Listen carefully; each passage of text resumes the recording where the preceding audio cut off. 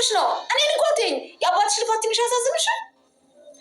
እንደዛ እኮ አይደለም ማም፣ እባክሽ እንደዚህ አትሆንብኝ። ማማት በይኝ አንቺ ጨካኝ። ቆይ እንዴት አስብሽው? እኔን የጎዳሽ መስሎሽ ነው? እንደዛ ነው ቢገባሽ፣ ለአንቺ የማይገባሽን ህይወት ነበር የሰጠሁሽ። እዚህ ቦታ ላይ እንዴት እንደደረስኩ ብታውቂ እንደዚህ አትጫወችብኝም ነበር። በዛ ላይ ወጥቶ መግባት ጥሩ ነው። እሱንም ማማን ይጠላል። እድሩን አጥቼው እንጂ። እንደዛ ከሆነ እኔ ጓደኞች አሉ ባስጀመረች ስራ። አዎ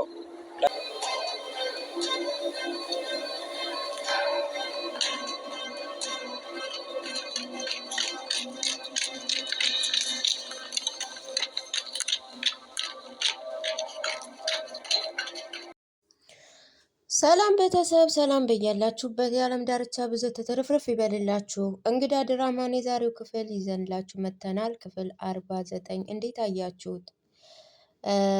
ይቺ ተንከሲስ የሆነች ልጅ ደግሞ ምንም የምትለወጥ አይነት አይደለችም።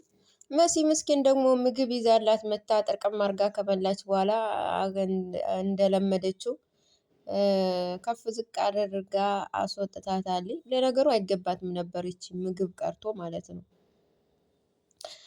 እና ደግሞ የፍቅረኛዋ ይሆን የጓጓ የሚለው ልጅ እቤት መጥቶ ነበረ።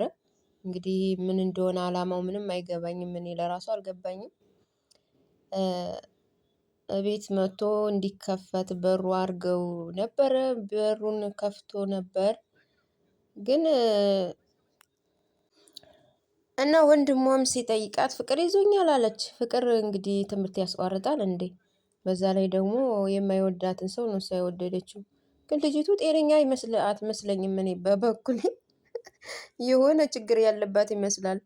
እና ድርቅም ያለች ናት። እንደው የሆነ ማስተዋልም የጎደላት ናት መሰለኝ። ብቻ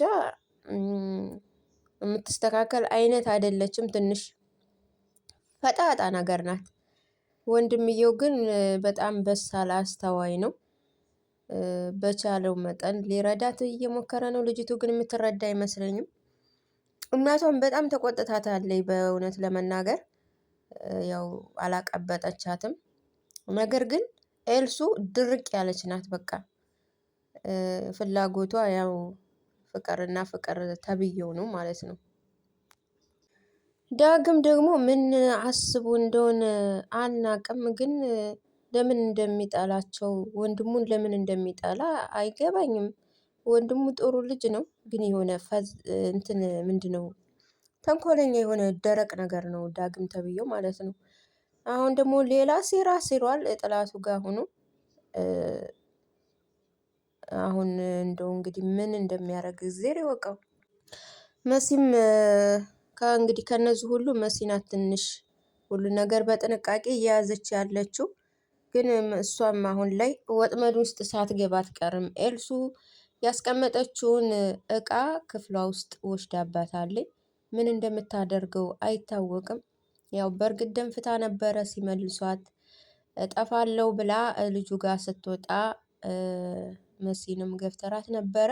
ነገር ግን መሲ ወንድሟን ልካ አስመልሳታለች እና በጣም ጎበዝ ናት። እና እዚህ ደግሞ ዳግምና ይሄ ልጁ እንጥር እንጥርም ይላሉ።